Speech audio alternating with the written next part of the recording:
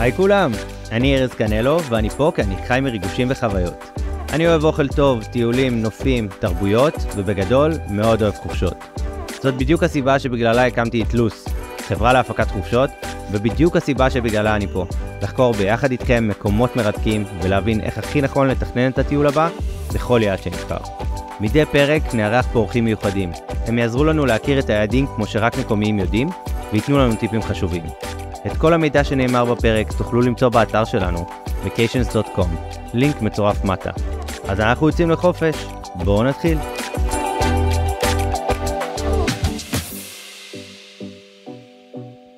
טוב, שלום לכולם, איזה כיף להגיד את זה, לא אמרתי את זה מלא זמן, אז ברוכים הבאים ליוצאים לחופש, והיום אנחנו בפרק ראשון סופר מרגש, לסדרת פרקים חשובה ומיוחדת, סדרת פרקים שמדברת על הארץ בעצם. אנחנו במצב לא כל כך פשוט, בחודשים האחרונים הרגשתי שזה לא נכון להעלות פרק על מדינות אחרות וטיולים, בזמן שכולנו פה בעיצומה של מלחמה, לא משנה שלבי העצימות או כל מה שקשור לזה, וראיתי לנכון מאוד לדבר קצת על הארץ המדהימה שלנו, על המדינה המדהימה שלנו ועל הערים המאוד מיוחדות ועל מה שיש לראות בה. ולכן אנחנו עושים את פרק הפתיחה של הסדרת הפרקים האלה עם העיר הכי מיוחדת שיש, ובעצם אנחנו מתחילים עם ירושלים, שנראה לי שהכל מתחיל ממנה, ותכף נדבר על זה. אז מאיה ואבי פה איתי, מה נשמע? אהלן.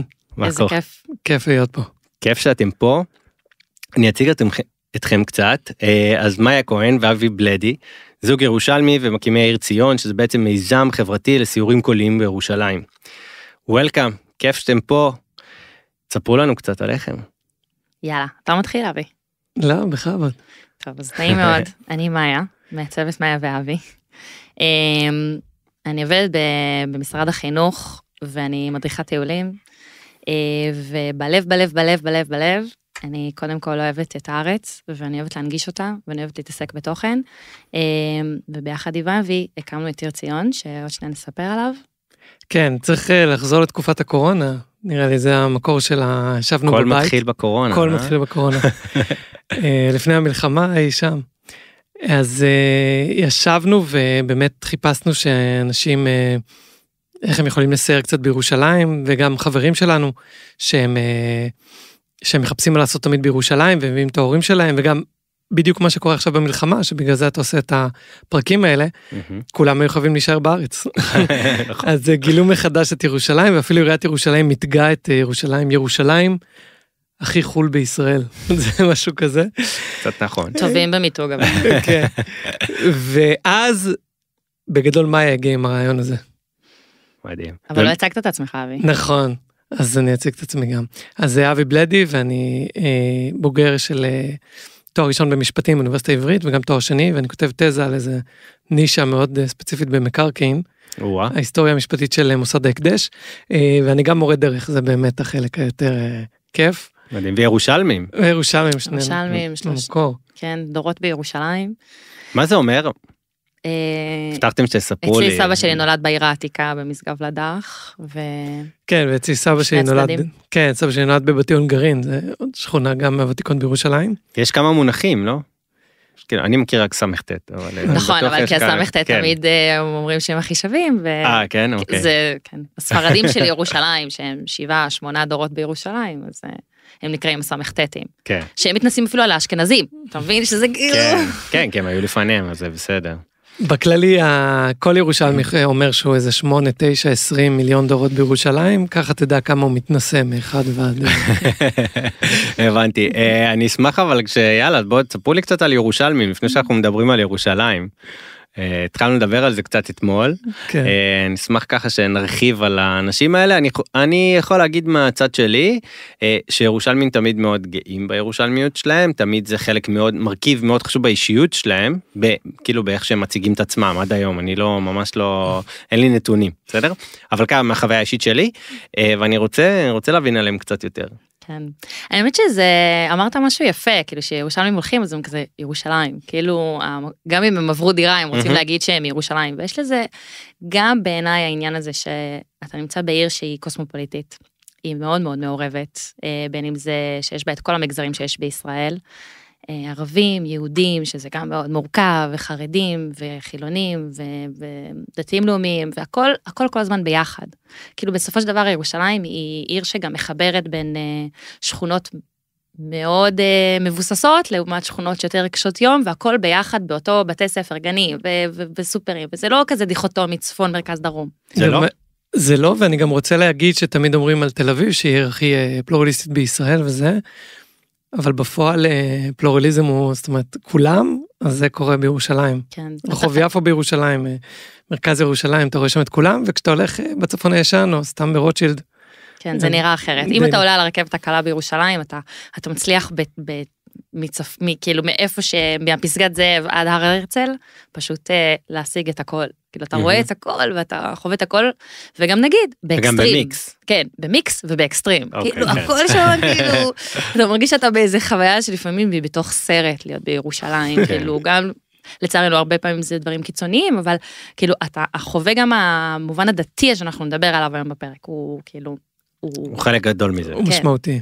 בכל העולם. חילונים יש? אמרת שיש חילונים, יש דבר כזה? גם הם חילונים דתיים, זאת אומרת, הם מאוד מאוד חילונים, והם גם מאוד מאוד, לפעמים, אם רוצים להיות שמאלנים אמיתיים, צריך לגור בירושלים, זאת אומרת, צריך לחיות את הסכסוך, מתוך להבין את המשמעות שלה. כן. אמרת לי משפט ממש יפה, שירושלים מכירים,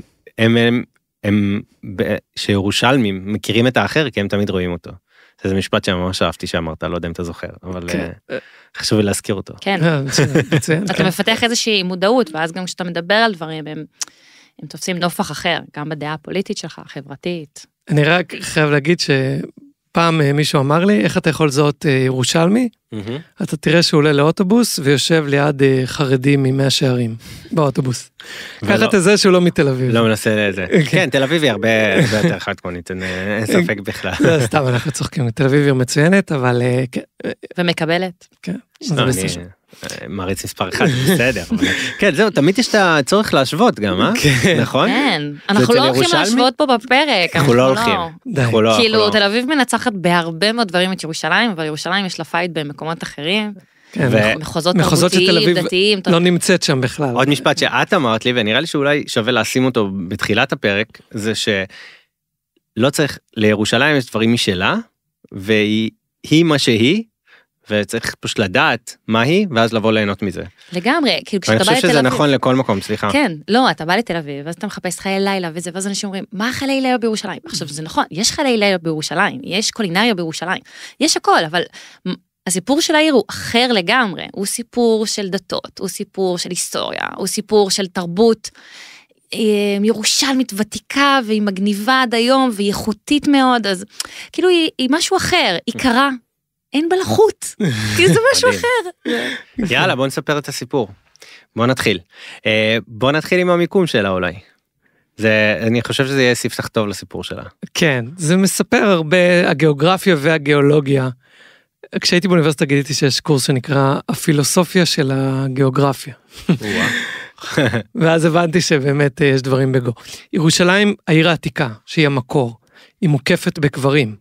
זה נקרא נקרופוליס, ענק. הר הזיתי מצד אחד, איפה שאתה לא חופר בירושלים, אתה מוצא קברים, בגלל שהיה נוח לחפור. כן, וגם ירושלים היא מוקמת באיזשהו ציר מרכזי, שעברו בשנים העתיקות שלה, באמת לפני 2,000-3,000 שנה, ועברו שם, ויש שם איזשהו מעבר בין ההר לים בעצם, כאילו, היא בהר, וממנה זה איזושהי קו פרשת מים, שהים מביא לך גשם, הוא מתקדם, הוא מוריד את כל הגשם שלו, ובאמת נורא נורא ירוק בירושלים, אבל אם מגיעים לקו התפר בעצם, שבין מזרח למערב ירושלים, פתאום אתה רואה מדבר, אז מדבר יהודה, אז אתה מגיע לירושלים, אתה מגיע להרים הירוקים שלה, ולמעיינות שלה, ופתאום אתה כזה, רגע, מה המדבר הזה קשור לפה? וזה גם הדיסוננס הזה שירושלים מייצרת, שהוא מעניין גם בטופוגרפיה שלה, שהיא גבוהה, והיא 900 מטר מעל פני הים, ובאמת קר בירושלים, הרבה מאוד ימים בשנה, גם בקיץ, אנשים מגיעים,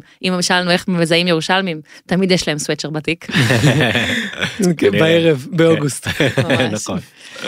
וגם ברמה של מה שעושים בה בסוף, כאילו אתה מגיע לירושלים, אז אתה לא מגיע רק לעיר, אתה מגיע לעיר, שיש לה הרבה כפרים בתוך העיר, בתחושה, והיא ירוקה, ואפשר לטייל בה מסביב, ואפשר לטייל בתוך העיר, במעיינות, ודברים כאלה, אז זה נורא נורא כיף, היא משלבת הרבה טבע בתוכה. זה גם לא רק ירושלים, זה כל המסביב שלה, זאת אומרת שבוא ניגע בזה בשנייה, יש את הרי ירושלים, שזה אחד המקומות האהובים עליי אולי בעולם, ומדבר יהודה, והעיר עצמה, זאת אומרת, זה שטח ענק, ענק, ענק, ענק, שהוא מאוד שונה, ויש בו המון מה לעשות, החל לא יודע, חקלאות ותרבות, לא יודע, יקבים, ומעיינות, וטבע, וטיולים, ופשוט מכלול שלם, אוקיי. מגניב. אז התחלנו משם, המיקום הגיאוגרפי, מה זה אומר בעצם על האנשים, על השכונות, אמרת לי שהיא יותר מדינה, אז גם אולי ניגע בזה. כן, פעם היה איזו קבוצה בפייסבוק של מדינת ירושלים. יש את העיר העתיקה, דיברנו עליה, סביבה התפתחו השכונות הוותיקות, בסוף המאה ה-19, בתחילת המאה ה-20, ואחרי 67 הוקמו שכונות הבריח, השכונות שעיגנו את ירושלים, אז זה בעצם כמו טבעת כזאת? כן, טבעת. אני נגיד, הרבה פעמים בירושלים, ולי מאוד קשה לפצח את זה. כאילו, אני מכיר את האזור של העיר העתיקה, מכיר את ממילה, מכיר כאילו, את החיבור ביניהם, וזה יופי. פה נאבדתי, זהו, נגמר הסיפור שלי. אני יודע שיש עלייה וירידה אולי למוזיאון איכשהו, וכאילו זהו, ושם באמת זה. אז אם תעשו לי סדר ממש בקצרה, אני אשמח. יאללה, בוא נתחיל. האמת היא שאתה נכנס לירושלים, אז אתה נכנס דרך, אתה רואה את גשר מיתרים. אוקיי? זה התחנה המרכזית בירושלים, זה הסימן היכר החדש של ירושלים. אז אתה נכנס ואתה מגיע לגבעת רם. גבעת רם הייתה המקום הכי חשוב בירושלים עד 67. עד היום כל מוסדות הממשלה נמצאים שם, בית המשפט העליון, הכנסת, משרד המשפטים בקרוב יעבור לשם, כל משרדי הממשלה. האוניברסיטה העברית בגבעת רם. כן. כן, ספרייה לאומית, מוזיאון ישראל, רשת כל המוזיאונים, מוזיאון המדע, ובעצם זה אזור שהוא במרכז, אבל הוא לא הסואן של העיר, הוא בעצם המקום שיש בו את כל המשרדים, והרבה טבע עירוני, עמק המצלבה נמצא שם, ואז אם אתה ממשיך, אתה מגיע למרכז העיר, שמרכז העיר פעם לא היה מרכז העיר, אתה אומר ממילה, כאילו עד 67 העיר העתיקה הייתה בשטח ירדן, זה אומר שממילה הייתה קו התפר, קו היריות עם הירדנים, כאילו סבא שלי היה לו מעבדה בממילה, והוא מספר איך כאילו היו כזה הולכים הביתה וזה, חמקים. כן, הרכבת הקלה, במרכז העיר, היא עוברת בקו התפר בעצם, בכל האזור של מוסררה, שער שכם, בעצם אם אתה נוסע לכיוון שער שכם, אתה מגיע לצד שהוא היה עד 67 בשליטה הירדנית. עכשיו, בגדול, חוץ מהעיר העתיקה והשכונות שמקיפות אותה והכל, יש לנו את שכונות הטבעת. אוקיי? שכונות הטבעת, זה כמו שאתה אומר, זה נראה לי תמיד מוזר, פסגת זאב, גילו, כל השכונות האלה הן מעבות את ירושלים. רמות, כן. זה שכונות השינה של ירושלים בגדול. כל אחת מהם, מגורים. כן, כל אחת מהם יש לה עניינים שלה, ויש גם זה, אבל זה לא ירושלים. יש מה לחפש שם? קצת? או יש איזה אחת מהם שמעניינת? לחפש. צריך לחפש. זה בשונה משאר ירושלים שאתה רק מוצא. אוקיי, מגניב. אז בוא נתרכז באמת במרכז. כן. אז אנחנו מדברים באמת על ירושלים, וכנראה ניגע בזה בכל הפרק, כל האטרקציות, הקולינריה, כל מה שניגע בזה, אנחנו מדברים באמת מגבעת רם, עד החלק, אם אני מבין נכון, של העיר העתיקה, שזה כל המרכז העיר, ולחלקים היותר רלוונטיים, כשרוצים לטייל בירושלים, ולחוות אותה כתייר. לגמרי. מגניב. מתי שווה להגיע לירושלים? שאלה טובה, כי אני חושבת שתמיד כיף להגיע לירושלים, גם שקר בחורף ושיש שלג, וגם בקיץ שכאילו לא ממש מזיעים בה, כמו שמזיעים בשאר. שזה חלום. ממש. אבא שלי ירושלמי לא מסכים לעזוב, כן? אין מצב שהוא מגיע לתל אביב, נהיה עצבני וחוזר הביתה. גם באופן כללי, כשירושלמים צריכים לעזוב את העיר, הם תמיד מזג אוויר, זה החלק הכי קשה. להיפרד ממנו. אוויר הרים. כן. כן, לא קר להם אבל מדי בחורף נגיד. אבל נקי כזה. זה כמו באירופה. כן. כן, הערה קצת הרבה. אז תמיד טוב, אבל זה מתאים לעונות השנה, זאת אומרת, זה קשור גם לאיזה אטרקציות אתה רוצה, דווקא קריסמס וזה, הכי רלוונטי דווקא בשיא החורף, בסוף דצמבר. והקיץ בירושלים הוא מדהים, כי יש מלא פסטיבלים בעיר, אז הפסטיבלים האלה הם מאפשרים לך בעקבות זה שהם מאחר הצהריים, ערב, מאוד מאוד נעים. מאוד נעים. זהו, אז אני חושב שאם אנחנו ננסה למצוא זמנים ולהבין, אז אני חושב שאולי שווה להתייחס לא לעונות השנה, אלא לאירועים. אנחנו עדיין לא מדברים על טיול רובנו ישראלים, כן? מי שומע את זה, הוא מדבר עברית כנראה, אבל רובנו מגיעים מתוך הארץ, אז זה קצת יותר קל, אז זה לא עכשיו שצריך, בשונה מפרקים על חול, שאתה צריך כזה להבין, שאתה מגיע לטיול חורף או משהו כזה מסיבי, פה אני אומר, אם אתם מגיעים לירושלים, אולי שווה להסתכל איזה אירוע יש בירושלים עכשיו. לא משנה אם אתם בחורף, בקיץ או לא משנה מה, אם אתם בחורף, שימו לב, יש אחלה חגים, בכללי, כל מה שקשור לחגים. בכללי ירושלים סובבת סביב החגים. כל החגים. כל החגים של כל העדות. של כל העדות. וחגים זה גם יולי-אוגוסט, שהוא חג אחד ארוך. יש חופש גדול. כן. אוקיי, מעולה, שם יש לנו גם באמת הרבה פסטיבלים. אז זאת אומרת, לא משנה מתי אתם הולכים לירושלים, שימו לב אם אתם, איזה חג דתי מתקיים באותו זמן, תדעו ככל הנראה, אם עכשיו באיזה אזור בירושלים יהיה יותר מלא, יותר עמוס, אם זה חג מוסלמי, אז כנראה האזור של העיר העתיקה, אם זה חג נוצרי, אז הרוב הנוצרי וכל מה שכנסיות וכל מה שיש שם, ואם זה חגים יהודים, אז אתם בטח מכירים את הכותל ואת כל הסביבה הזאת, שגם מאוד עמוסה, ואם זה ימים של, או פורים, נכון? נכון, נגיד, סתם אפילו, סיור סליחות. סיור סליחות בעיר העתיקה הוא מאוד מאוד מפורסם. סיור חנוכיות. אבל עכשיו נהיה סצנה חדשה בשנים האחרונות של סיור סליחות בנחלאות, שזה איפה ששוק מחנה יהודה. מגניב. אז כאילו, זה גם מאוד מאוד מגניב. נכון? באיזה 6 בבוקר אוכלים בורקס. תמיד חייבים לסיים בבורקס. מגניב, אז בנחלאות, אוקיי. לא, אז אני אומרת שהדברים מתרכזים בעיר העתיקה, אבל הם גם זזים. עין כרם לדוגמה היא מאוד נוצרית, זה כפר ציורי, שיש בו הרבה כנסיות מאוד חשובות לנצרות, ולהגיע לשם באיזשהו חג זה... כן, יש לנו פרק שם שנכנס לכנסיית הבשורה, אנחנו... בכללי לפרקים, אני לא חושב שזה, יש לנו... לא דיברנו, כן, יש לנו 10 פרקים בירושלים, וכל פרק בעצם אנחנו מגיעים לנקודת הפתיחה, בגוגל מפס, כתוב, זה בספוטיפיי, באינסטגרם שלנו, ומנקודת הפתיחה בעצם רק צריך אוזניות ואינטרנט, ופשוט שומעים, אנחנו אומרים בדיוק איך ללכת, מה רואים, ואנחנו מראיינים אנשים שקשורים למקום, או מומחים, או אנשים שגרים, נחלות ראיינו גם מישהי שגרה, בת 90, וגם דוקטור נירית שלו קליפה, שכתבה את הפרק, את הספר על נחלות. אז בעין כרם, יש לנו שם פרק שמתחיל במעיין, שזה אחד המקומות החשובים לנצרות שם בעין כרם, שעולה לכנסייה, כנסיית הביקור, לא הבשורה בנצרת, כנסיית הביקור. באופן כללי, עיר ציון, בעצם המיזם שלנו הוא מיזם, אנחנו שנינו ירושלמים, אוקיי? ואנחנו רוצים להנגיש את העיר. כאילו, הפודקאסט הזה הוא כל כך מבורך, אבל אתה בסוף מגיע לקצה, ואז כזה, מה אני עושה בעין כרם? מה אני עושה בנחלאות? כאילו... אני באתי לייצר לכם את פרק המבוא. לא. אנחנו פשוט רוצים שאנשים שמגיעים, כבר מגיעים לעיר, והם כבר באים לטעום את העיר, ותרתי משמע לטעום את העיר, אז שישלבו משהו תוך כדי, שיהיה להם איזה משהו שהוא מתלווה ללוז שלהם, שהוא ספונטני, שהוא קליל, שהוא לא חופר, וגם לא צריך לתאם אותו מראש, הוא חינמי. כן, זה חצי שעה זה חצי שעה מקצה לקצה. אז כשאני אומרת, אנחנו אומרים על הכנסיות בעין כרם, אז אנחנו לא מצפים שתגיעו לבד ותחפשו את הכנסיות בעין כרם. אז באמת יש לנו, כמו שאבי אמר, פרק בעין כרם שלוקח אתכם במשך חצי שעה, והוא מספר לכם את הסיפור. ואם תגיעו בחג, כמו שדיברנו לפני זה, אז אתם אפילו תעצימו את החוויה, או לדוגמה בכנסיית הקבר. וזה דברים שקשורים לנוצרים, אבל יש גם פרקים שהם קשורים ללכת לאורך כל רחוב יפו, שזה מאוד ריחה שכולם הולכים אותה, או במושבה הגרמנית. ונחלאות. יש לנו... כמה זמן כל פרק? חצי שעה מקצה לקצה, ואתה לא עושה שום דבר. כי המטרה שלנו זה שתכיר את המרחב. אתה כן הולך. אתה רק הולך ומקשיב. כאילו אתה לא צריך להתעסק בטלפון שלך, או לחפש מקומות, או לסרוק ברקודים. אתה מגיע לנקודת פתיחה שכתובה בפרק, שזה בספוטיפיי, לוחץ פליי, ומאותו רגע, אבי ואני מלווים אותך, וזה מתוזמן ברמת השניות. מה שמצחיק שאנשים אומרים לנו, התגובות זה כזה, איך ידעת שאני עומד בדיוק איפה שם?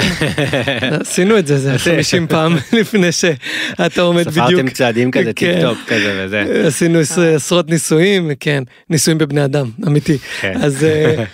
אז כן, אז זה שווה. אז מי שרוצה עוד תוכן, כאילו באמת, כמו שמאי אמרה, נגיד באים כבר לסיור סליחות, או סיור חנוכיות, או סביב איזה אירוע, שווה לשלב. בכללי, בסוף מידע, זה מה סוגר לך פינה, כדי שנייה להבין איפה אתה נמצא, ואם זה גם רק חצי שעה, וזה מנגיש את זה, אז אתה שם. וזה גם מספק. מידע במרחב, ואז אתה במרחב עצמו מתמצא, אבל כשאתה יודע יותר, זה תמיד הופך את זה להרבה יותר נעים וטוב.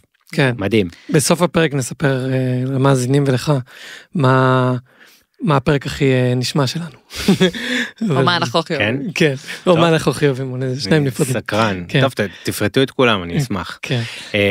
טוב, אם נחזור לירושלים שנייה, ואמרנו, אז מה מתאים יותר לאיזה חופשות? לאיזה חופשות היא בכלל, חופשות או ביקורים או טיולים היא בכלל מתאימה? תראה, ירושלים מתאימה לכולם. וזה אוקיי. בדיוק מה שכיף בה. כאילו אם אתם זוג שמגיעים לסופש רומנטי בירושלים, אז אתם תמצאו את עצמכם לגמרי במלא מלא דברים, בין אם זה בעיר העתיקה, בין אם זה בשוק. שדות טובות. כן, לשלב קולינריה סרטים טובה. מצוינים, תרבות, וגם משפחות. כאילו יש המון מוזיאונים בירושלים, יש טיולים בטבע שבתוך העיר, מחוץ לעיר, שהם משתלבים. אז אני ממש חושבת שזו חופשה שהיא מושלמת לכולם. פשוט צריך להגיד כזה, מה בא לכם? כן. זהו, ומה אוהבים? טוב, הלוואי והיינו יודעים יותר על ירושלים. טוב, הנה, עכשיו כן, אנחנו נחקור. ממש. מה לגבי, אמרנו שיש לה הרבה היסטוריה, הייתי שמח, כאילו, אנחנו לא ניגע בכל ההיסטוריה, מן הסתם של ירושלים. זה סדרה נפרדת. גם, סליחה שאני אומר את זה גם עליכם, ואני כולל אתכם בתוך זה, אבל מי אנחנו? אבל, כאילו, יש כל כך הרבה עכשיו, וגם בטח שלא הזמן, אבל כן, אני אשמח להבין מה מההיסטוריה כן רלוונטי לגבי טיול בעיר, ואיך זה משפיע, ומה ההשפעות של זה. שאלה מצוינת, כמו שאמרת זה באמת גדול עלינו, אבל יש כמה דברים בסיסיים שצריך לדעת. ירושלים היא עיר שחשובה על כל הדתות, ואנחנו מכירים אותה כיהודים, זה ממש קל לנו, וכל הציונות, ציונות ללא ציון כמובן, ירושלים היא הבסיס, כמו שאמרת בתחילת הפרק, היא הבסיס לקיום שלנו פה, וגם למלחמה שאנחנו נמצאים בה. כן. אז בסוף, בירושלים היו 2 בתי מקדש, שנחרבו, האחרון ב-70 לספירה, זאת אומרת לפני כ-2000 שנה, ומאז היהודים שומרים את אמונם לציון, מתפללים לשוב לציון מכל הארצות, וחזרנו לציון, ואת כל התולדות הציונות לא נספר, אבל תמיד היו יהודים בירושלים, תמיד, וזה חשוב להבין את זה, ותמיד היו בעיר העתיקה, והרוב היהודי קיים מאות שנים, ולאורך כל התקופות היהודים והיו בתי כנסת, אז היה איזה שימור של מידה ומקום. אבל באפס לספירה נולד ישוע הנוצרי למשפחה יהודית בירושלים. אבא שלו היה כהן בבית המקדש, היהודי. באנשים לא בקיאים וזה בסדר, אבל ישוע נולד וזה, ב-33 הוא נצלב בערך, פלוס מינוס, הוא נצלב אחרי דרך ייסורים שאותה עובר, שנמצאת בתוך העיר העתיקה. שכל התחנות שלו נמצאות בעיר העתיקה. כן, אני ויה אומר... דולורוזה, לא? ויה דולורוזה, אני אומר פה מושגים שחלק מהישראלים לא מכירים, וזה חבל, כי מאות מיליוני אנשים שלו, מיליארד. מגיעים בשביל זה. מגיעים, לומדים. גם אנחנו מבקרים בהרבה כנסיות מדהימות באירופה, והכנסיות הכי חשובות לנצרות נמצאות בישראל, ורובן נמצאות בירושלים. טירוף. זה טירוף ברמה שהולכים לכנסייה עצומה במילאנו, וכאילו בכנסייה הזאת יש איזה שריד מהצלב, עליו נצלב ישו, ומנזר מצלבה בירושלים זה איפה שממנו הוציאו את הצלב, והעץ עדיין קיים, על פי המסורת, וישוע נצלב ממש בעיר העתיקה, יש את הנקודה ואת המקום. בקיצור, אז זה חשוב להבין. ובמאה השביעית מגיעים המוסלמים, שמשנים את התמונה ומעבים אותה בעצם, בכיבוש המוסלמי לירושלים, עומר, אחד החליפים של הנביא מוחמד, מגיע לירושלים, ובעצם הוא כובש אותה, והוא מקים בעצם את מסגד אל-אקצא. וכיפת הסלע היום, הכיפה המוזבת, זה בעצם לפי האמונה המוסלמית, הנביא מוחמד עלה ממנה לשמיים, וקיבל את מצוות 5 התפילות ביום, ואז המקום הזה הפך להיות ירושלים, בעיקר המקום הזה שנמצא, והרחבה הזאת שהיא מאוד מאוד עמוסה, בתי המקדש ומסגד אל-אקצא וכן הלאה, אז המקום הזה הוא השלישי בחשיבותו למוסלמים בכל העולם. ולכן אנחנו מוצאים את עצמנו במצב שיהודים ונוצרים, ירושלים, העיר העתיקה, היא המקום הכי חשוב בעולם, בכל המקומות, מכל המקומות, ולמוסלמים העיר השלישית בחשיבותה. הדבר הזה מייצר איזשהו משהו שהוא פצצה מתקתקת הרבה פעמים, אבל הוא גם מייצר משהו מאוד מאוד מאוד מיוחד בעיר. היא קדושה לכולם. ויש בזה משהו גם שאנחנו חולקים איזשהו משהו משותף בסוף, וזה יפה. אם אנחנו מצליחים להסתכל על זה בצורה הזאת. זהו, זה יפה להסתכל על זה בצורה הזאת, שאנחנו חולקים משהו משותף, כן, אולי אם נתחיל להסתכל על זה ככה, זה קצת ישתחרר. לגמרי, ואם אתה הולך, אנחנו הולכים שנייה לביקורים בירושלים והכל, אז אתה בא לירושלים בתקופה של הקריסמס, שזה סוף דצמבר בעצם, תחילת השנה החדשה, לקראת השנה החדשה, ובאותה תקופה בערך יוצאת חנוכה, ואז אתה בא, ואתה מסתובב ברובע היהודי, ואתה עורך חנוכיות, ואתה הולך לרובע הנוצרי, ואתה הכל מואר, הכל כאילו אורות של קריסמס, וזה משהו שהוא כאילו... חודש של אור כזה. ממש, הוא מרגש אותך. ולפעמים זה גם התנגשויות, בסוף הרמדאן יוצא עם יום זיכרון. ועם הפסחא ושבת האור, כאילו, ויש תמיד... האירועים קשורים אחד לשני, גם מבחינת המסורת, גם מבחינת התרבות, כן. זאת ההסתכלות, זאת עוד הסתכלות. כן. אני חושב שאם נזקק ונבין מה זה אומר בתור תיירים, זה מה שאמרת, זה שבגלל שזה קדוש לכל כך הרבה אנשים, וחשוב לכל כך הרבה אנשים, זה יוצר הרבה אמוציות, וזה יוצר הרבה לחץ, לכל כיוון, לטוב ולרע. זה גם עושה לחץ וגם אינטריגות, וגם מחנה משותף מהמם, ואהבה וחג ושמחה, אבל הכל באקסטרים. לגמרי. הכל באקסטרים, וזה משפיע על החוויה כמטייל. כן. אז אתה בא לראות אנשים באקסטרים. מה היא אמרה בתחילת הפרק על האקסטרים, שהכל עולה באקסטרים? זהו, זה. זה. אוקיי. תראה, לאנשים שמגיעים לסופש, אז זה נחמד מאוד לחוות את האקסטרים הזה. אנשים שחיים שם, הם צריכים להיות אנשים מיוחדים. כן, אנשים שחיים במרחבים הקדושים במיוחד, כן. כן, שם יש עוד, יש שם מחיה לא רק של, זאת אומרת, אנשים דתיים, יש גם אנשים... בתוך העיר העתיקה אתה מתכוון? כן, בתוך העיר העתיקה, מעניין. תראה, העיר העתיקה מחולקת לארבעה רבעים, יהודי, נוצרי, ארמני, שזה גם נוצרי, ומוסלמי. כן. בתכלס, גרים בעיקר ברובע המוסלמי, שהוא הרובע הכי גדול, וברובע היהודי יש משפחות, אבל בסוף זה ממש קטן. לא, זה קטן, וזה נורא יקר. אז... אני לא יודעת אם הייתי מסווגת את זה דתיים. לכל ירושלמי יש את הבית שהיה להם שם, לא? נכון? זו שיחה כזאת, משפחה של ירושלמי. בהמשך לדור השמיני ולדור העשירי. היה לנו בית, מכרו אותו. סבא שלי היה רב וזה, וכולי. הבנתי. טוב, יאללה, בוא נצלול איך נוח לטייל, ונראה לי שנתחיל מאיך שווה להגיע או להתנייד בירושלים לירושלים. וואו, זאת שאלה מורכבת, כי ירושלים סופר השתנתה בשנים האחרונות, באופן כללי המדינה התפוצצה ברכבים. טירוף, זה אתר בנייה אחד גדול. ממש. אז תראו, יש רכבת לירושלים, היא רכבת שהיא מאוד מהירה, אבל היא מגיעה רק לתחנה המרכזית. בינתיים, כן. אז אפשר להגיע לירושלים עם רכב, וזה תלוי איפה ישנים. גם למלחה, לא? לא, למלחה זה הרכבת הישנה. נכון. יש מצב שעדיין עובדת? זה לא אותה רכבת? לא. למרכזית היא סופר מהירה, היא די חדשה. כן, היא מצוינת. עברו הרבה עובדים יומיים מגיעים מהמרכז. כן.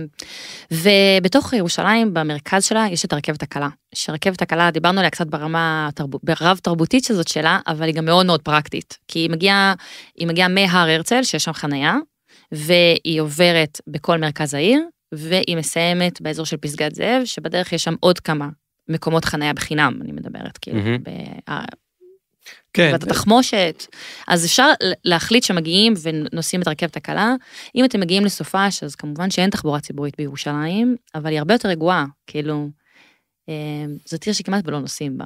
אני חושב שמרכז העיר בכלל ברגל. כן. למרות שזה מרחקים, אבל אם מתכננים את זה, ברגל זה נכון. זה הדרך הכי טובה לחוות אותו. כן. כן. אני אגיד גם... גם מאוד קשה עם רכב, סליחה. כן, כן. מאוד קשה להיכנס שם. לא מומלץ. בוא נגיד שיום שישי בצהריים, מי שנכנס לאזור של השוק, מרכז העיר עם רכב, לעיר העתיקה, כן. פשוט הולך להתעצבן.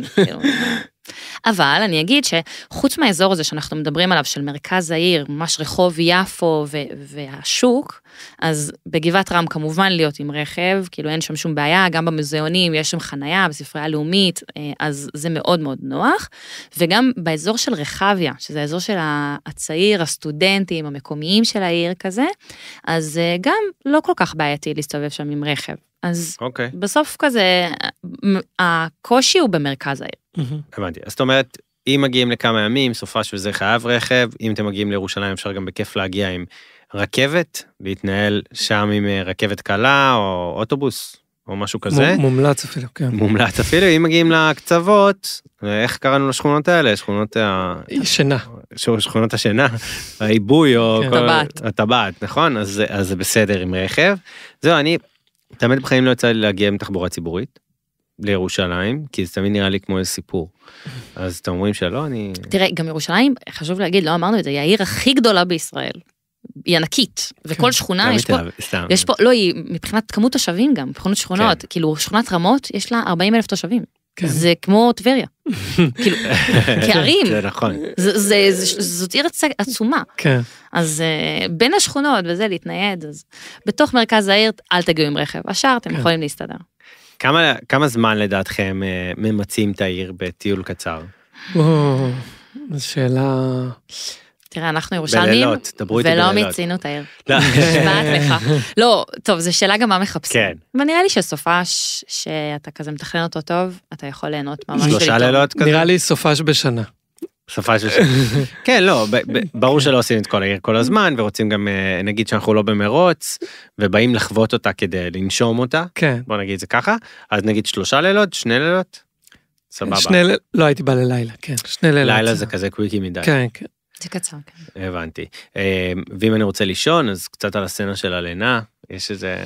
תראה, אנחנו ירושלמים, אז אנחנו ישנים בבית בגדול, אבל יש מלונות בוטיק שזה מגניב בירושלים. כן, בשנים האחרונות. כן, המון?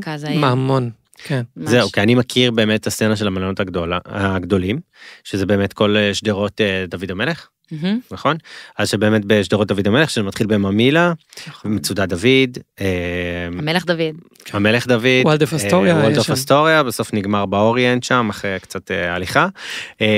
צריך להגיד, באופן כללי, זה מלונות ליותר חוצניקים. אוקיי, הרבה תיירים. כן, הישראלים המקומיים דווקא... מאוד יקרים, מאוד יקרים. הישראלים מגיעים דווקא למלונות בוטיק יותר, במרכזי ערים, בתוך נחלאות, כזה, מלונות של 2, 3, 4 חדרים. מגניב. לא יודע למה, גם כי זה יותר מכירים פשוט, וזה... ויש דברים ממש ממש יפים. זה נגיד לא ידעתי, גם נראה לי פחות חשוב להם עכשיו, כל השירותי מלונאות, כמו שחשוב לכאלה, ויש הרבה תיירות אמריקאית בעיר, ותיירות אמריקאית בעיר מאופיינת במחירי חדרים מופקעים. באופן כללי בישראל, מחירים מאוד מופקעים. כן, אבל אמריקאים זה קהל שמוכן שלם את זה, כי הם רגילים למחירים כאלה לחדרים. כאילו, אני פשוט מגיע מהעולם הזה, אז כאילו אני מבין את זה. כן, אבל אפילו בארצות הברית לא כל כך יקר כמו בארץ. לגמרי. ושלושתנו מטיילים. כן. זהו, אז כן, הם מוכנים לשלם את זה, וכן, יקר פה לגמרי. אבל רק שתדעו שיש משהו מגניב, אגב, לגבי ירושלמים, בתחום המלונאות, מלונאות ירושלמית היא כאילו עולם אחר לגמרי. היא ה-high level של מלונאות בארץ בעיניי, זאת אומרת, זה אנשי מקצוע הכי טובים, זה שירות שאתה יכול למצוא רק בחול, מעניין. כאילו לא תמצא את זה בשום מלון בארץ, ואפילו כמה רשתות שנכנסו לירושלים באיחור, ואני אישית מכיר אותם והביאו את האנשי מקצוע שלהם, היה להם קשה להתאמה, כי הם לא עמדו ברמה, והם הביאו אנשים מירושלים, אז שפו לירושלים. ניקח את המחמאה, בכיף. כן, אז זה קטע. חשוב לי להזכיר גם את אברהם הוסטל, שהוא ממש למטיילים בדרך כלל, בקפקרס כאלה שבאים מהעולם, אבל חשוב בגלל שהוא הקים את המקום הראשון בנצרת. נכון. ואז המקום השני היה בירושלים, ואברהם הוסטל בירושלים הוא... הוא מבשר בשורה, הוא מיוחד. יש לו גג גם יפה, שמסיבות של צעירים וזה, אבל זה בקפקר, זה לא עכשיו. מגניב, לא, אבל זה גם אחלה אופציה. כאילו אם אנשים רוצים להכיר אנשים מחול, ולמה הם מגיעים לירושלים, וכזה הסצנה הזאת, אז... היא שמה. יאללה, תעשו לילה בעיר שם. זהו, קהילתיות, קצת להרגיש את האנשים. אני חושב שאנחנו בתור ישראלים בכלל לא חווים את ירושלים ככה, וכל התארים החוץ-תיקים כן חווים אותה ככה. ממש, אתה יודע, זה לפעמים מבאס אותי שחברים שלי מגיעים לירושלים, ואז הם כזה מסיימים, כותל, שוק. למה? אתם יודעים כמה יש בעיר הזאת? באמת מטורף. וזה הגיוני גם, כי קשה, לפעמים אנשים מפחדים, שצריך לשים את זה על השולחן, כאילו לא הכל קל בירושלים, אבל אם יודעים לאן ללכת ומתכננים את זה שנייה טוב, אתם היסטרית, פשוט מדהימה. בא לי שנבנה טיול לדוגמה כזה של סופש. וואי, ונפרסם אותה עם הפרק. אנחנו נשמח. פונים אלינו מלא, כבר יש לנו איזה, נראה לי איזה הודעה קבועה בוואטסאפ כבר עם כל הפרטים. הולכים בבוקר בכזה הרייטן, בסטה, הולכים לעין קרים, בבתי קפה וזה. אבל בסופו של דבר, ירושלים היא באמת אינסופית, ואנחנו פוגשים תיירים מנורווגיה, משוודיה, אומרים אנחנו 5 לילות פה, אנחנו עפים על זה, כאילו, וכזה, פוגשים ישראלים, כזה היינו בשוק מחנה יהודה, חתכנו לתל אביב. זה ככה, זה ההגדרה שלי, כאילו ככה אני חוויתי אותה, ואני אוהב את ירושלים, אבל תמיד הייתי מוקסם, אלו חברים שלמדו בצלאל, והם למדו בפקולטה לאדריכלות, אז זה כאילו הכי יפה בעולם. ותמיד כאילו הם היו כזה, הם גם במין אווירה, והם תמיד לבושים בצורה כזאת, וזה, והייתי מוקסם מזה, אבל לא הצלחתי להידבק. ניסיתי, אבל כאילו, הבנתי שהם יודעים כרגע משהו שאני לא יודע, וכזה זרמתי עם העיר וזה, אז אני כן נשמח טוב, אנחנו נעמיק בזה. כן. אז זה לגבי המלונות, דיברנו על סצנה קולינרית ללא השוואה, אבל היא חזקה. נכון. לא יודע למה תמיד עולה לי קורדים, אבל סתם כי יש איזה רבע קורדי אצלי, אבל זה משהו כאילו תמיד שקורדים לוקחים בעלות על ירושלים, וירושלים על קורדים, על אוכל קורדי, אז סתם זה עולה לי. נראה לי שבאופן כללי אתה בא לנחלאות, אז חוץ מזה שהשכונה מספרת לך סיפור של עדות. כמה שכונות זה נחלאות? כן, זה 32 שכונות. ויותר מ-60 בתי כנסת. כן, יש לנו פרק בנחלאות. כן, תשמעו. ואז אחרי זה, כאילו אנשים הולכים לשוק מחנה יהודה, שהוא בעצם ביטוי הקולינרי של כל השכונות האלה בעצם. כאילו, ואז יש לך מסעדות גיאורגיות, ובוכריות, ועיראקיות, וקורדיות, ויש הכל שם, וזה מאוד מאוד... אז אולי משפט על נחלאות לפני הסצנה קולינרית? אוקיי, אז נחלאות זו השכונה השישית מחוץ לחומות, שהתחילו לצאת מחומות העיר העתיקה היהודי, והיא נבנתה לאורך רחוב יפו. בעצם, אם ממשיכים מנחלאות לכיוון העיר העתיקה, הולכים רק על רחוב יפו. זה הרחוב הראשי של ירושלים, והשכונה הזאת היא מספרת סיפורים. מלא סיפורים, זה מה שמדהים בשכונה הזאת, שהיא מספרת את הסיפור של התימנים, ושל האשכנזים בתוך ירושלים, והספרדים בתוך ירושלים. כן, בתוך האשכנזים, והחסידים, והליטאים, כן. אז אנחנו לא עושים פה ספוילר, אבל כאילו, יש לנו פרק של חצי שעה, שמתחיל מהשכונה הראשונה של נחלאות, זה ברחוב יפו, ומסתיים בשוק מחנה יהודה, והוא מספר את השכונה. שכונת נחלאות היא המיקרוקוסמוס של מדינת ישראל, לגמרי. ואז ללכת לטעום את זה בשוק מחנה יהודה, שזה לדעתי כאילו שילוב מושלם של תחילת הסופש. אני ממש מריץ ימי שישי פנויים, ממש כאילו זה יקרה, מגניב. אוקיי, אז זו נחלה. וגם זו שכונה של הרבה סטודנטים היום. כן, היא גם שכונה בוטיקית, טקסט השתנתה כמובן, אבל הסיפורים קיימים. כן, אתה הולך כזה בין הסמטאות, צילומים מהממים אפשר לעשות שם. זה כזה תלול, לא? לא? יחסית סביר. אני סתם מתבלבל. יחסית סביר לעומת מקומות אחרים בירושלים. הבנתי. אבל מבחינה קולינרית כמובן, כל קבוצת... כן, אסף גרנית, אז בעצם הוא פתח רק את המסעדות שלו בירושלים. כאילו זה, הוא גם ירושלמי, המסעדות שלו מספרות את העיר, כאילו, שמעתי הרצאה שלו, על המסעדת משלן שלו בחול, ואז הוא שם שם אבן מירושלים, כאילו בתוך המסעדת משלן, ויש לו איזה משהו שהוא חיבור לעיר, והוא הביא איזה סצנה קולינרית מאוד מיוחדת, הוא פתח את העניין הזה, ויש עוד מסעדות גורמי שף אחרות, של אנשים מוצלחים לא פחות. הוא העלה את הרמה של כל העיר, כאילו בכמה לבלים. והוא פתח את זה בשוק, עוד לפני שהשוק היה שוק. היום השוק הוא כאילו אירוע תיירותי מטורף. היום מבינים את זה, כן. כן. אוקיי, נראה לי שגם ירושלמים זה עם שהאוכל רחוב שלו חזק. אוכל רחוב ואוכל מבושל. עדתי. כן. כאילו אוכל רחוב עדתי, לא רחוב, אבל אוכל מבושל עדתי, זה משהו שחזק שקונים אותו, כאילו זה גם ירושלים קונים אותו. הזכרת לי איזה פסטיבל שתנועת התעוררות עשתה, זה לפני איזה עשור, שכל אחד הוציא את האוכל המבושל שלו. אוקיי. ואז היה פסטיבל ממש מוצלח, הוא היה כמה שנים. מאז השוק התפתח להיות תיירותי מאוד, אבל אני רוצה שנעשה תרגיל מחשבתי, שהמאזינים וגם אתה, תדמיינו שאתם בעיר בחול, ויש שוק שהוא באמת כמו שוק מחנה יהודה.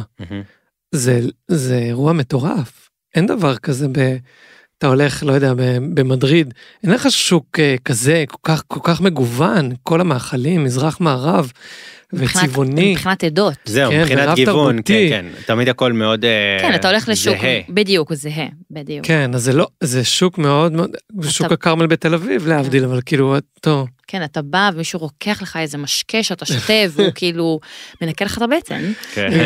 מצד שני, כאילו, אתה בא לאכול אוכל שהוא כבד. קיצור מיוחד. מגניב. אז אם אנחנו נסכם את זה כזה, אז מבחינת סצנה, אז באמת יש את האוכל מבושל, הרבה אוכל מבושל שווה, יש כמה מסעדות, שווה לכם לבדוק, להזמין, לקחת הביתה, לא משנה מה, נכון? יש כמה כאלה, יש כמה כאלה טובות. המון באינסטגרם, אפשר למצוא, כן.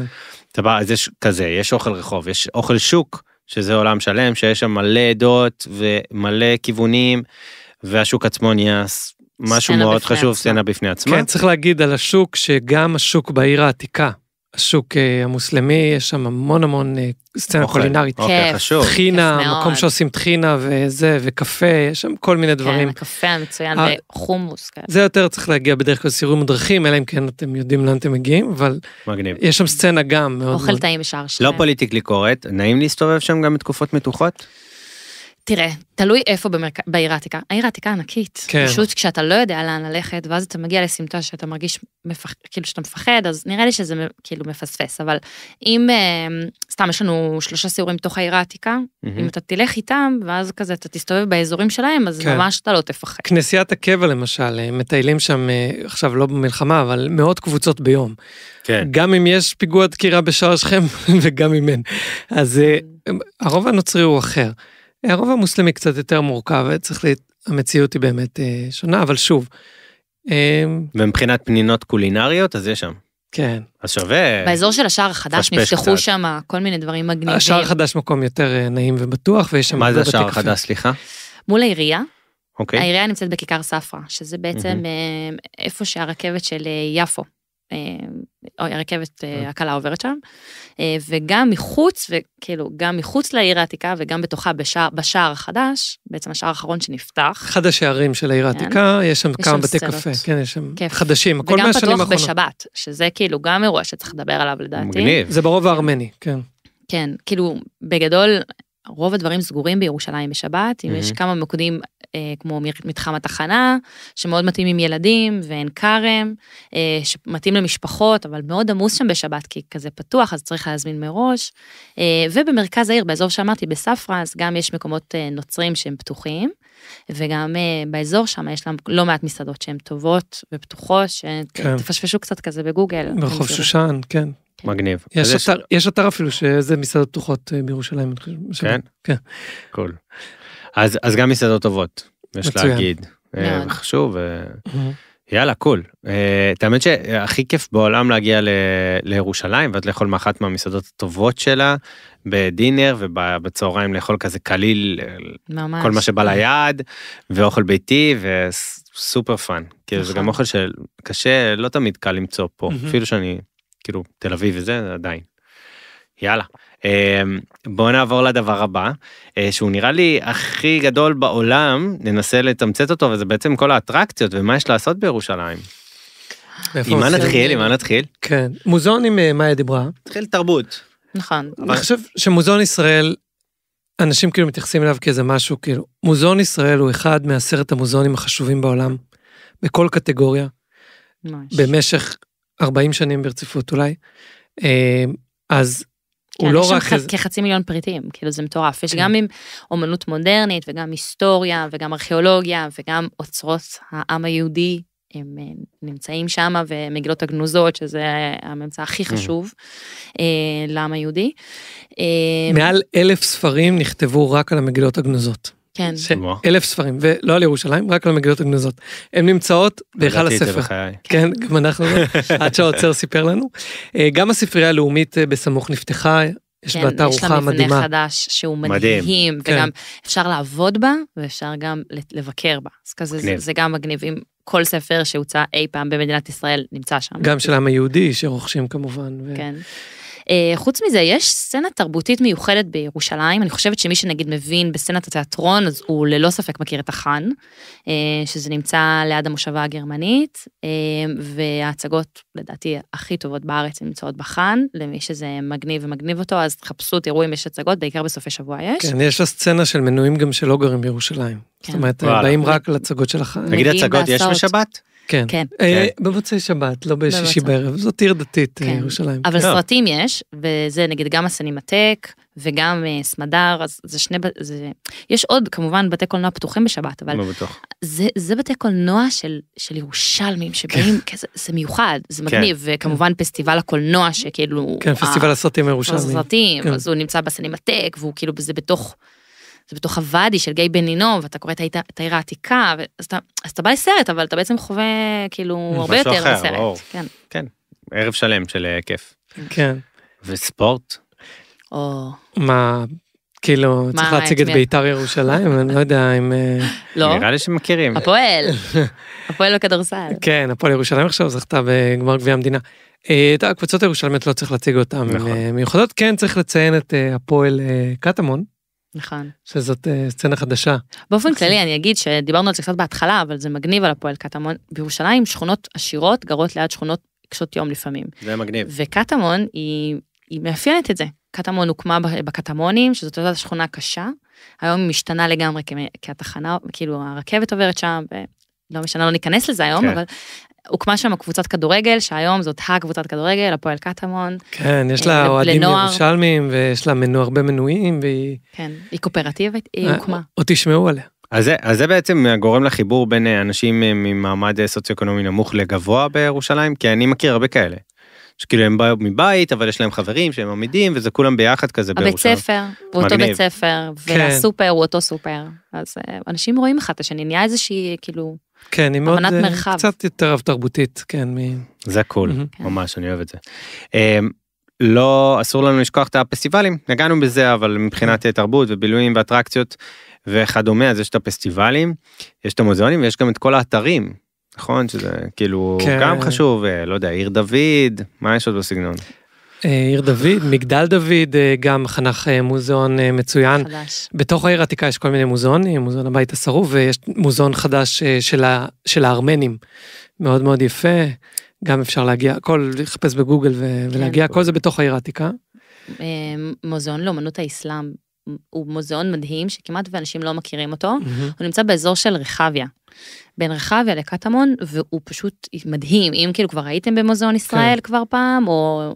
אז שם. לא יודעת, אז שם. לגמרי זה מוזיאון קצר. אם הייתי לוקח איזה קילומטר, שאתם אומרים, אוקיי, תחנה פה, או תבוא לפה, תלך עכשיו את כל הקילומטר הזה, במהלך היום, ותמצא הכי הרבה דברים באזור הזה, מהו? יש לי. מוכן? כן. אוקיי. את קלה ויש לך. לחנות בבצלאל, רחוב בצלאל, ובעצם בצלאל הוא גם ההפרדה של נחלאות, והוא גם ההפרדה של מרכז העיר, ולרדת את סמטת בצלאל ובוריס שץ, יש שם בתי קפה מדהימים, ומדרחוב ביום שישי, ויריד יד שנייה. כל יום שישי, כן. כל יום שישי, וזאת אווירה מדהימה, סופר ירושלמית, אני אגיד, ואז משם אתה יכול או ללכת למרכז העיר. שם זה אנשים עם הג'קט. נכון. ואז או ללכת למרכז העיר, לגן העצמאות, כזה לנוח באמצע זה, או ללכת לרחביה, שזו סצנה יותר צעירה סטודנטיאלית והכל, אז כאילו אתה יכול במקום הזה פשוט ממש ללכת לאן שבא לך, ואתה יכול כמובן לרדת לעיר העתיקה. מגניב. אז כזה הכל באותו רדיוס. מושלם. כן, לי יש עוד אחד. ובירידה. לי יש עוד אחד, לחנות במושבה גרמנית. נכון. באחד מהסמטאות של עמק רפאים, ללכת במושבה על חוב עמק רפאים, יש שם גם כמה בתי קפה טובים, בתים טמפלרים מאוד מאוד יפים, בכלל רב תרבותיות של המושבה, הרבה סוגי בנייה ואדריכלות, מדהים, וללכת לכיוון גן הפעמון, ואפילו לרדת לבריכת הסולטן ולעלות להר ציון. זה ממש אבל למטיבי לכת, לא? לא, אמרת קילומטר, זה קילומטר, כן. נראה לי שזה... לא, רק העלייה ירידה. נכון, לעלייה ירידה, וגם אני חושבת שזה לאנשים שכזה כבר מכירים את ירושלים, בא להם משהו אחר. כן. אז גם יש לנו פרק במושבה, וגם בהר ציון. מושלם, זה טוב. במושבה הגרמנית ראינו את אדריכל דוד קוריאנקר, שהוא האדריכל הדגול של ירושלים. הירושלמי הוותיק, הוא כבר... כתב מלא ספרים על ירושלים. זה חוויה, זה הפרקים שהקלטתם, אה? כן. נשמע טוב. והר ציון הוא גם עוד אתר חשוב, לא אמרנו מוזיאונים וזה, הר ציון מוזיאון, פשוט ללא מוזיאון. הוא נמצא שם קבר דוד המלך, על פי המסורת, חדר הסעודה האחרונה, שזה אחד האתרים הכי חשובים, לנוצרים, איפה שהוא אכל את הסעודה האחרונה, אנחנו הולכים לראות את היצירה, חדר הסעודה האחרונה של דה וינצ'י במילאנו. במילאנו, ולא מגיעים לחדר שבו זה נערך, וזה גם מסגד, אז כל המוזיאון הזה, שוב יש לנו שם פרק, אז תוכלו לראות. 3 קומות. ירושלים היא מוזיאון, כשמה כן. טוב ששאלתי. כן. בקצרה לנושא אחר לגמרי, אם אני מגיע ל3 לילות, כמו שאמרנו, אני חייב שופינג, מה הייתם אומרים? תראה, יש לך את קניון מלחה, שזה אם אתה הולך לספורט, אז לפני שנייה זה תקפוץ, אבל לדעתי מה שמגניב זה ללא ספק שדרת ממילא, אז אפשר להתחיל אותה מהאזור של בצלאל ליד שנייה, עניינים בלגנים, ואז אתה יורד את רחוב יפו ומגיע לממילא, שהיא באמת, חשבתי על זה עכשיו שהייתי באיטליה, היא באמת לא נופלת משדרה אירופאית, כאילו גם מבחינת העסקים שנמצאים שם, וגם מבחינת האדריכלות, שהיא פשוט מדהימה. ואז בסוף אפשר להגיע לשער יפו. כן, ומשער יפו לרדת את רחוב דוד, אחד הרחובות בתוך הרובע הנוצרי, ויש שם מלא חנויות עם מלא פיצ'יפקס כאלה. מגניב. כן, כזה דקי אור וכאלה. קול. ויד שנייה, סצנה חזקה בירושלים. וואו, סופר, המציון חזק. ספרים יד שנייה, כן. מה זה המציון? המציון זה, אני לא יודעת להגיד אם זה ירושלמי, אבל נראה לי שכן. זו חנות ירושלמית שיש שם מלא בגדים. יש אותה גם בתלפיות, שזה באמת מעבר להרי החושך, ויש אותה במרכז העיר, ברחוב יפו, באזור של הדוידקה. ושוב פעם, הם מגיעים לשם מלא אנשים ומוציאים את הבגדים החוצה גם. אז כזה, זה מקום שנמצא, ואז גם מגיעים מלא אנשים שיש להם יד שנייה ביום שישי. אז כזה חגיגת יד שנייה למי שאוהבת. זה נראה לי, תפס לנו את הפינה שלי בפרק של הדברים שמקומיים יודעי דבר יודעים, זה המציון. על מה כן אפשר לוותר? יש כל כך הרבה בירושלים. אנחנו נסתייג מזה, כן? אנחנו נעשה את זה מחצי מסויג, אבל עדיין. על מה אפשר לוותר? כן. אני חושבת שאם הייתם בשוק, והייתם בכותל, אז תעשו משהו אחר. כן, זאת אומרת, לא לבסס את ה... לא תמיד למרכז את הטיול סביב זה. כן. כי עד בין השוק לכותל יש כל כך הרבה דברים לעבור, ואז כזה אפשר לעשות אותם במקום זה. וגם אני אגיד ש... הייתי ממליץ לא לוותר, אלא פשוט לתכנן שונה ממה שהיית פעם אחרונה. הבנתי. אוקיי. כן, שהפרק הזה יפתח לכם את התיאבון. כן, תמיד נחמד בשוק וזה, אבל יש הרבה מסעדות טובות גם במרכז העיר. נכון. ולא צריך ללכת כאילו על הבייסיק. כן, אוקיי. אתם ישראלים, אתם יכולים להגיע למידע. זהו, אפשר גם לעשות הרבה זה. אז איך באמת, אני רוצה שניגע במידע, אנחנו לא רחוקים מסיום הפרק, אני רוצה שניגע איפה אפשר למצוא מידע הכי טוב לירושלים, אני גם אשמח לשמוע מכם, אבל לפני זה אני אשמח שבקצרה תדברו על עיר ציון, קצת על הפרקים, ממש, כן הרחבתם, אבל ככה לתת את זה מרוכז עכשיו. אוקיי, אז בעיקרון, עיר ציון זה סיורים קוליים חינמים, שהם נגישים דרך ספוטיפיי, גוגל פודקאסט, אפל פודקאסט, כלומר חינמים, והם בכל שעה ביום אפשר לעשות אותם מן הסתם, מגיעים לתחנה הראשונה, לוחצים פליי, וחצי שעה אנחנו מסבירים מה אתם רואים, לאן אתם הולכים, דרך סמטאות נסתרות, מוזיקה מתוזמנת, והמטרה זה לייצר איזושהי חוויה ירושלמית, יש לנו כבר פרק בתל אביב, אבל יש לנו 10 פרקים בירושלים, וגם בכמה שפות, אז המטרה זה באמת להנגיש את ירושלים בצורה שלא ראיתם. עכשיו, יש לנו 10 פרקים שאנחנו חושבים שזה המקומות הכי מעניינים בירושלים, שזה בין נחלאות, המושבה הגרמנית, עין כרם, בתוך העיר העתיקה, יש את משער יפו ועד הרובע היהודי. ואתם יכולים להיכנס ולהסתכל בעצמכם. כן, יש לנו גם את הר הצופים ואת נבי סמואל, שהוא קצת בפאתי ירושלים.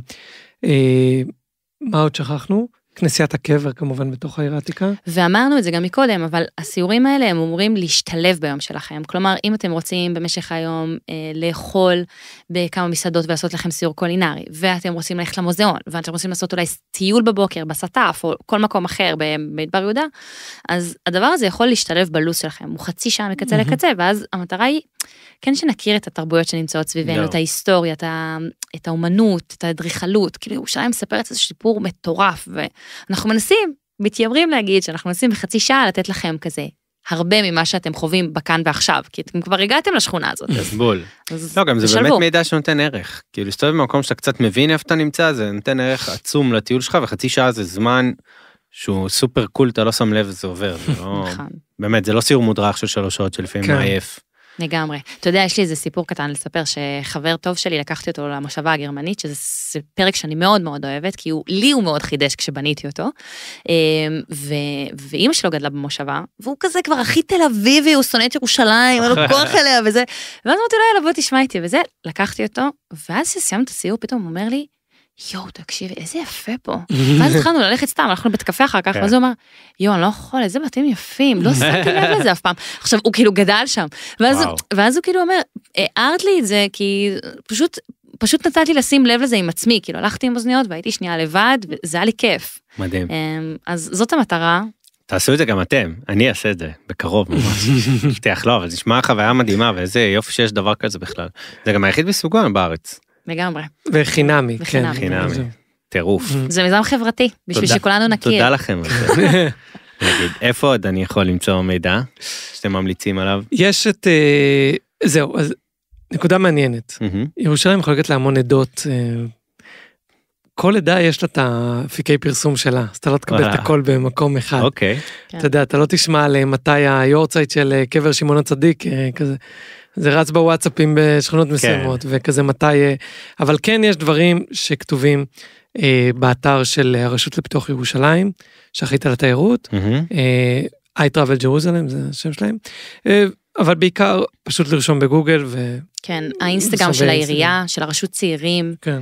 הם מעדכנים שם כל מיני דברים, קבוצות פייסבוק, ירושלים שלנו, כל מיני כאלה. כן.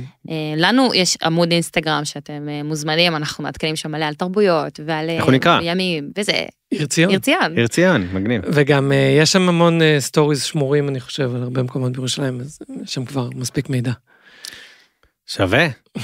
טוב, אנחנו נראה לי הצלחנו, יש איזה משהו שאתם חושבים שחשוב מאוד לדעת, או משהו שפספסנו? מה המקום הכי אהוב בירושלים, או מקום ש... אני מאוד אוהבת את האזור של הר הרצל, כי זה אזור, לא הר הרצל עצמו, אבל אני אוהבת את האזור של הטבע, מסביב שם, באזור של הדסה עין כרם, ועין כרם. אולי השביל שיורד מהר הרצל לעין כרם, שביל מדהים. משהו מאוד מיוחד. של חצי שעה. כאילו, מה שאני אוהבת, בגלל שאני אוהבת גם הרבה מאוד כפר, אז אני מרגישה שיש מקומות בירושלים שממש יכולים לעשות את זה, יכולים לשלב לכם. אז אם לא בא לכם סופה סופר אינטנסיבי, כזה מלא אוכל ואנשים וזה, אז אתם ממש יכולים לברוח. גם בתוך העיר וגם מחוץ עליו, אני חושבת שזה חובה לשלב. מסלול כזה של ירידה, אני גם צריך לעלות אותו אחרי? לא, אתה אחרי זה יכול להיות עם אוטובוס מעין כרם. אוטובוס, לא. מהר הרצל אתה יורד לעין כרם, מאוד יפה. כן, ויש גם מסלולים סיבוביים. כן, אני מאוד אוהב את הטיילת של ארמון הנציב, יש טיילת שצופה על העיר העתיקה, עם היפות בעולם, אני חושב. ריצת בוקר מדהימה. כן, רצתי שם הרבה, מקום מדהים, לרשום טיילת ארמון הנציב, יש שם חנייה. זה גם לצילום וגם פשוט לבוא להירגע. מושלם. אני אסיים עם משפט שאתם אמרתם לי, אולי תחזקו אותי, שאנשים הולכים לטייל באירופה, ולא יודעים שבירושלים יש אותו דבר בעצם. נכון? ויותר. אז ירושלים, זה נראה לי מקום חובה, מי שלא מכיר אותו מספיק, אז קדימה, במיוחד בתקופה הזאת, שגם אנחנו צריכים קצת לאהוב יותר, קצת להכיר יותר, קצת לחשוש פחות, ולנצל את הזמן שאולי אנחנו לא טסים הרבה, או גם אם טסים, להכליל את זה כאחד הדברים המיוחדים שיש פה במרחק של גג, מהקצה הכי קיצוני 5 שעות. וזהו, והיה לי כיף, ומעניין. גם לנו היה כיף. ממש כיף. ואיזה כיף שבאתם, והסכמתם. ואיזה כיף שהזמנת. תודה רבה, ותודה לכם. שהזנתם, איזה כיף לחזור. תודה לשקט חלמי שעושה איתי גם את הפודקאסט הזה, אנחנו יוצאים לחופש, תודה לאיתי היום שהיה איתנו כאן, איזה כיף, וזהו. אנחנו מצפים להמשך הסדרה. אנחנו כן, ואני גם... מה יעד הבא, חיפה? בוא נראה. טוב, תודה לכולם, ביי ביי. ביי.